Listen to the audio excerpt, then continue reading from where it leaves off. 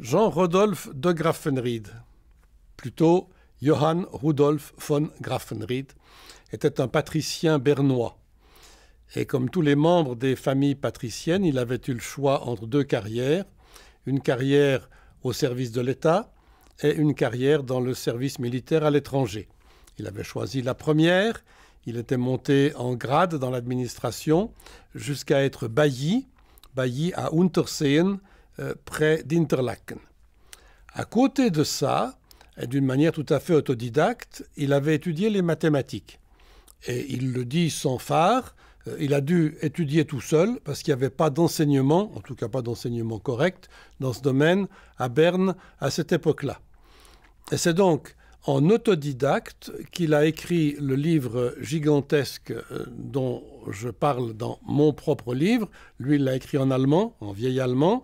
Mon propre livre est en français, bien sûr, qui a un titre qui commence en haut à gauche d'une page et qui finit en bas à droite, qui est dithyrambique, et dont on peut seulement retenir que c'est un livre consacré à enseigner le calcul. Son ouvrage est remarquable pour toutes sortes de raisons. D'abord, parce qu'après 55 pages d'introduction, mais c'est une introduction passionnante, il consacre 704 pages à expliquer l'arithmétique de l'époque. Je dis bien l'arithmétique et pas les mathématiques, puisqu'il n'est même pas question d'algèbre. Il explique de A à Z comment résoudre tous les problèmes qui peuvent se poser à un commerçant. Et puis cet ouvrage est remarquable aussi parce qu'il a un sens pédagogique extraordinaire.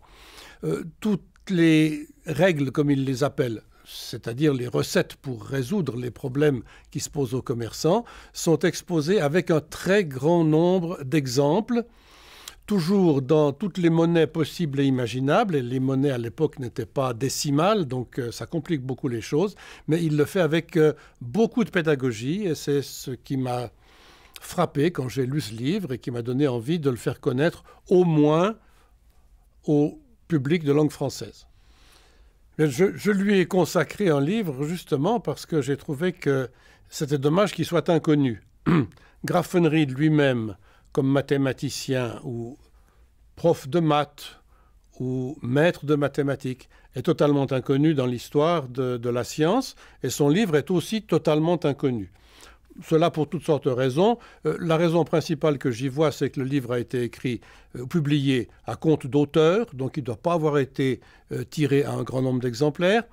Et puis, deuxième raison, ce pauvre Graffenried, qui savait bien expliquer aux commerçants comment résoudre leurs problèmes, mais qui gérait assez mal ses affaires, il faut le croire, a fait faillite 2 ans après avoir été nommé à Unterseen, et il est parti à l'étranger, donc il a disparu de la circulation.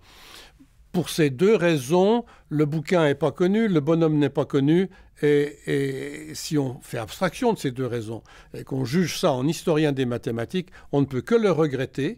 C'est pour ça que j'ai fait ce livre, qui est un petit livre, à propos du gros livre de Graffenried.